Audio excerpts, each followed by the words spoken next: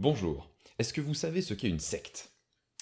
Bon alors, je suppose que la réponse est oui, mais est-ce que vous savez vraiment comment définir une secte? La meilleure façon de comprendre, c'est d'aller sur le site de la Miviludes, la mission interministérielle de vigilance et de lutte contre les dérives sectaires. C'est un organisme public qui a pour but de faire de la prévention et notamment de surveiller certains groupes de croyances qui pourraient présenter des agissements à caractère de dérive sectaire. C'est un organisme public qui a pour but de traquer les sectes et surtout de surveiller en fait des groupes de croyances qui pourraient présenter certaines caractéristiques approchant de la dérive sectaire.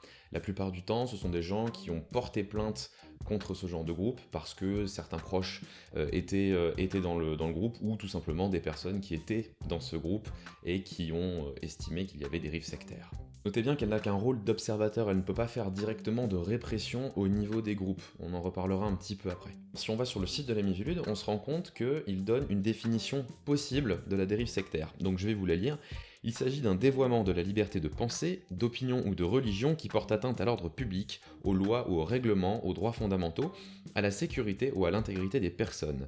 Elle se caractérise par la mise en œuvre par un groupe organisé ou par un individu isolé, quelle que soit sa nature ou son activité, de pression ou de technique ayant pour but de créer, de maintenir ou d'exploiter chez une personne un état de suggestion psychologique ou physique, la privant d'une partie de son libre arbitre, avec des conséquences dommageables pour cette personne, son entourage, ou pour la société.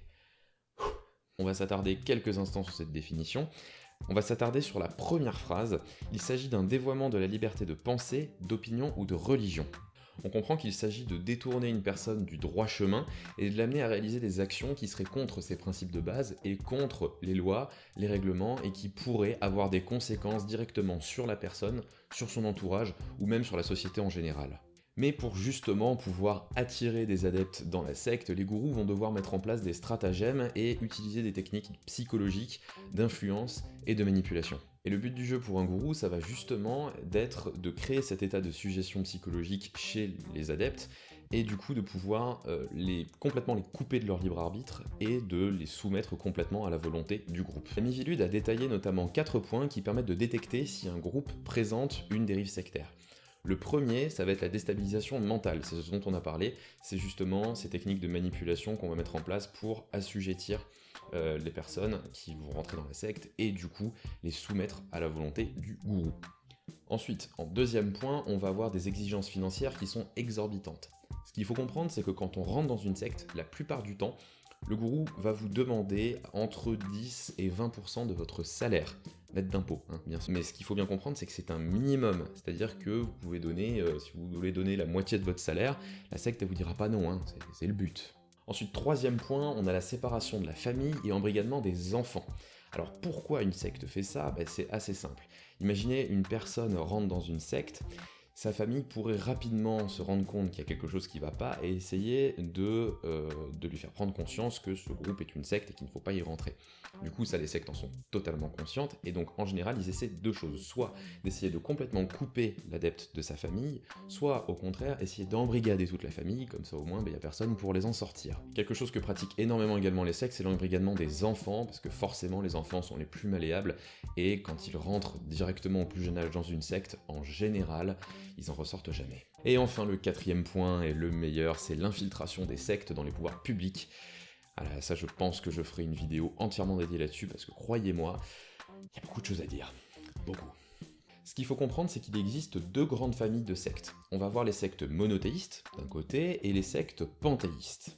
Les sectes monothéistes, ce sont les plus connues, et donc du coup, ce sont celles dont les gens se méfient le plus. Évidemment, parce que puisque vous connaissez ce type de secte, vous allez vous en méfier, parce que vous les avez identifiées comme étant des sectes.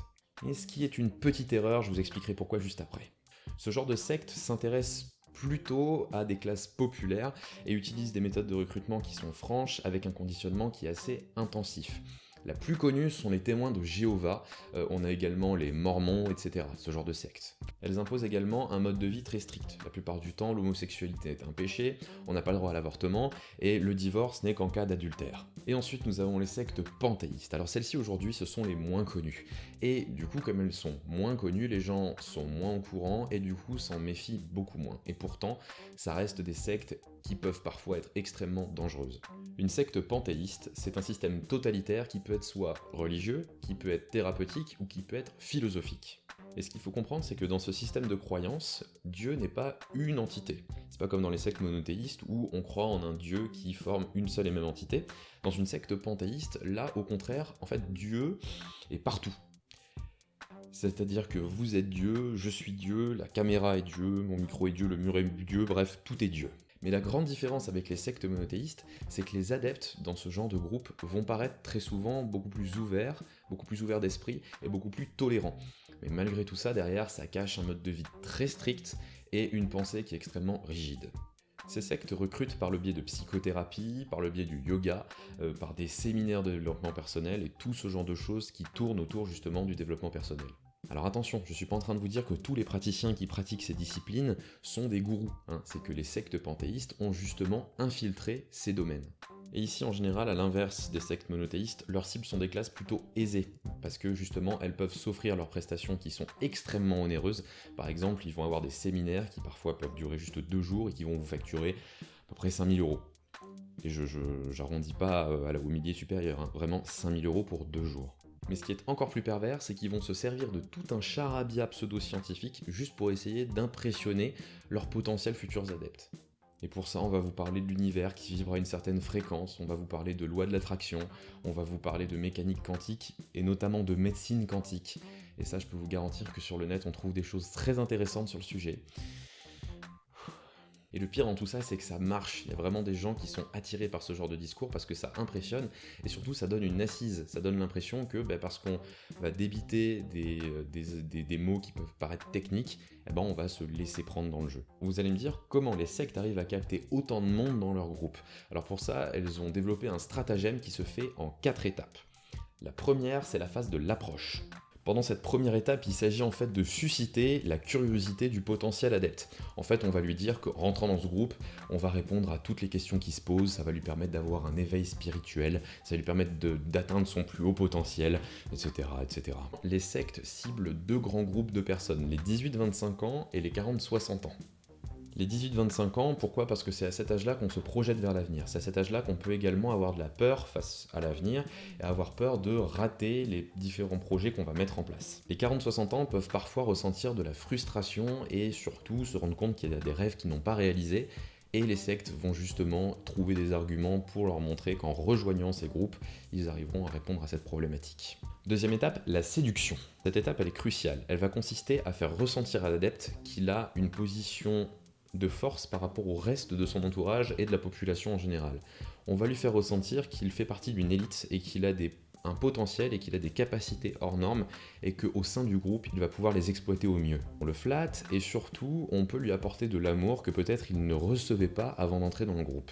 Troisième étape, la persuasion. Cette étape a fait référence à ce que je vous ai dit un petit peu avant sur les pseudosciences. On va ici essayer d'instiller des fausses croyances dans l'esprit des adeptes en leur donnant de fausses preuves. La plupart du temps, on va utiliser des techniques de charlatanisme et des trucages pour essayer de démontrer des choses qui sont totalement fausses. Quatrième étape, l'aliénation. Cette étape permet à la secte de soumettre ses adeptes et surtout de les conserver. Et pour cela, elle va semer dans l'esprit des adeptes des messages qui sont contradictoires entre eux. Quand la secte va donner des messages contradictoires, cela va avoir un effet de faire culpabiliser les adeptes. Et plus ils vont culpabiliser, et plus ils vont se soumettre. Pour cela, les sectes utilisent l'analyse transactionnelle, la PNL, l'hypnose, des techniques de manipulation qui sont tellement puissantes que quand on les utilise contre vous, vous ne pouvez même pas vous rendre compte qu'on les utilise. C'est complètement indétectable. La vie privée devient complètement contrôlée jusqu'à la vie sexuelle. On prive les adeptes totalement de leur libre arbitre en multipliant des séminaires, des conférences de développement personnel. On isole les adeptes, on essaie de les couper de leur famille pour éviter que les familles justement retournent l'adepte contre la secte. On embrigade les enfants, on essaie même parfois d'emmener toute la famille dans la secte, bref, on fait tout pour que l'adepte, une fois à l'intérieur du groupe, ne puisse pas en sortir. Et une fois toutes ces étapes franchies, on a complètement lavé le cerveau de l'adepte et ses croyances, ses principes et ses valeurs ont complètement été reprogrammés et complètement modifiés. Et il ne veut pas en sortir parce que le groupe lui apporte du bonheur et c'est sa nouvelle famille et il n'a pas envie de la quitter. On pourrait facilement dire qu'il suffirait aux autorités de démanteler ce genre de groupe et que tout ça, ce serait fini. Dans la réalité, c'est un peu plus compliqué que ça. Ce qu'il faut comprendre, c'est qu'il est très difficile de définir précisément ce qu'est une secte. Si vous vous rappelez tout à l'heure, quand je vous ai lu la définition de la Miviludes, c'était une définition possible que donnait la Miviludes. Alors pourquoi ? Eh bien parce qu'officiellement, il n'existe pas de définition de la secte. On est dans un état laïque où il y a la liberté d'opinion, de religion et la liberté de penser. Il faut assurer. La seule manière pour les autorités d'épingler ce genre de groupe, c'est quand elles ont des agissements qui sortent du cadre de la loi et des règles. Les groupes sectaires ne sont pas au-dessus des lois et elles doivent s'y conformer comme vous et moi. Et pour savoir ce que dit la loi à ce sujet, je vous ai mis pas mal de liens dans la description qui renvoient vers des textes, ça vous permettra de vous documenter autour de ce sujet. Voilà, alors avant de commencer une série de vidéos justement sur les sectes, il me paraissait nécessaire d'un petit peu clarifier les choses et de clairement expliquer ce qu'était une secte et comment surtout on les définit. J'espère que cette vidéo vous a plu, n'hésitez pas à mettre un pouce bleu si c'est le cas, et également à vous abonner à la chaîne. J'ai toujours rêvé de dire ça dans une vidéo, c'est formidable. Et pour la première vidéo de cette série, nous parlerons d'une secte, et pas des moindres, la secte de Raël. Et croyez-moi, il y a de la matière à traiter. À la prochaine.